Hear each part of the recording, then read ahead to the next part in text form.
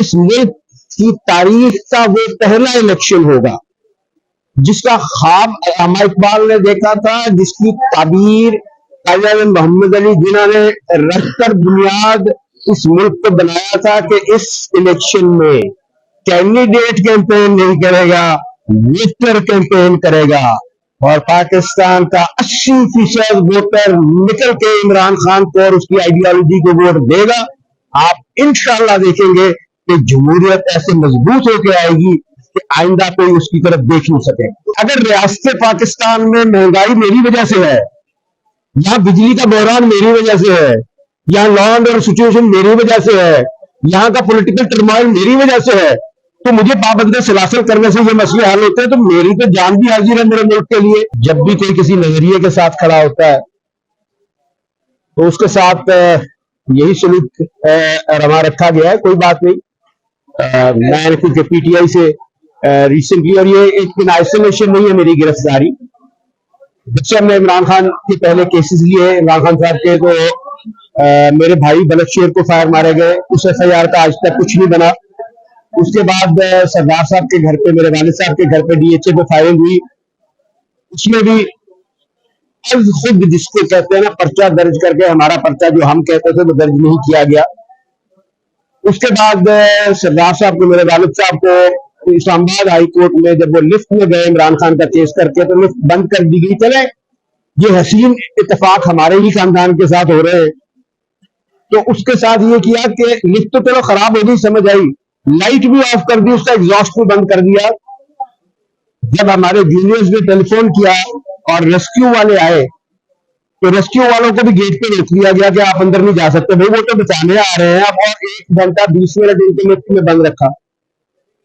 Recently इस वाकये से पहले मेरी वाइफ गई कागज जमा कराने के लिए गांधी टाउन में, तो गांधी टाउन पुलिस ने मेरी मिसेस को, मेरे जूनियर्स को अरेस्ट करके उठा के ले गए वहां और कागज भी छीन गए।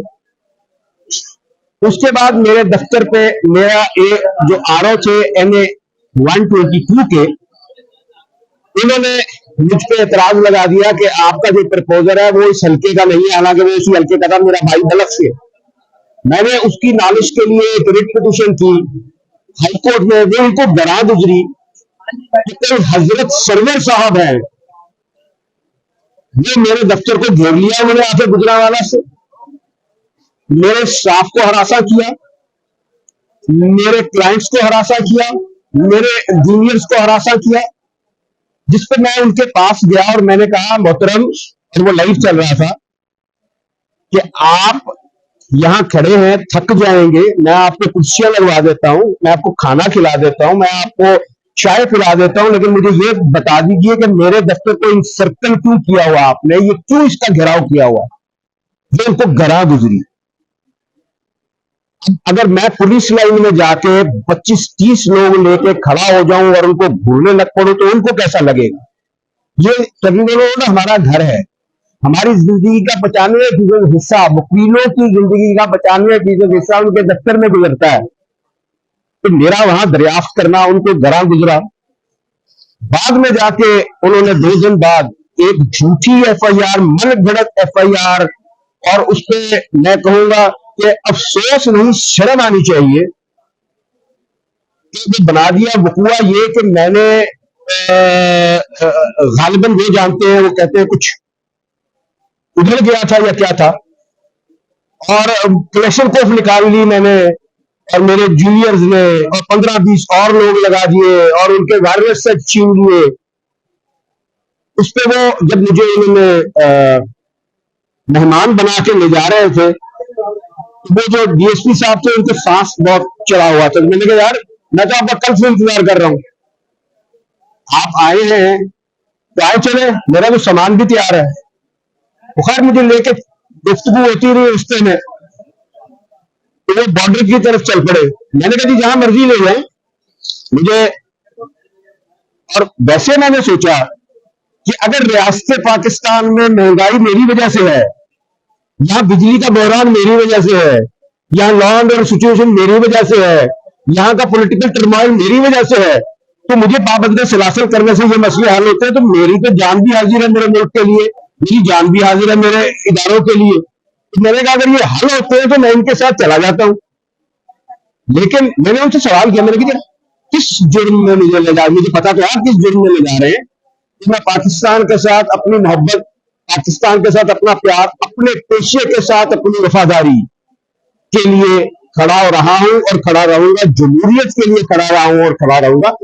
खासतौर सर आपको ये नहीं लगता कि जब तक आप पीपल पार्टी के साथ खड़े थे तब तक कोई गिरफ्तारी नहीं, कोई छापे नहीं, लेकिन जैसे आप पीटीआई के साथ आए हैं तो गिरफ्तारियां भी, छापे। पंजाबी की मिसाल है, कहते ने उठा नाल यारी के बुए नहीं है। हमें ये हमारे लिए तमगा है, ये मेरे लिए एजाज है। मेरे लिए एजाज है कि मेरी बार मेरे साथ खड़ी हुई। मैं अपनी बार को सलाम करता हूँ, मैं अपने पाकिस्तान के अवाम को सलाम करता हूँ, मैं ओवरसीज पाकिस्तानियों को सलाम करता हूँ। I salute all those around this global village who have stood by me, who are fighting for the rights of the Palestinians, who are fighting for the rights of the Kashmiris, all around the globe. I thank and I salute all of them. और मेरे लिए ये दुनिया में उठाकर देख ले, Nelson Mandela साहब को पाबंदी से हासिल किया गया, किस किस लीडर को नहीं इल्जाम लगाया गया दहशतगर्दी का। तो अगर मुझ पर लग गया है तो मैं इसको अपने मुल्क के लिए एक छोटी सी कुर्बानी समझता हूँ जो अल्लाह ने मेरे हिस्से में दी थी। तो सर ये बताइएगा कि आने वाले जो 30 से 35 दिन रह गए इलेक्शन के, पीटीआई की क्या हिकमत अमली है, कोई जलसे वगैरह, कोई कैंपेन वगैरह? अल्लाह की जात करम करेगी इंशाअल्लाह।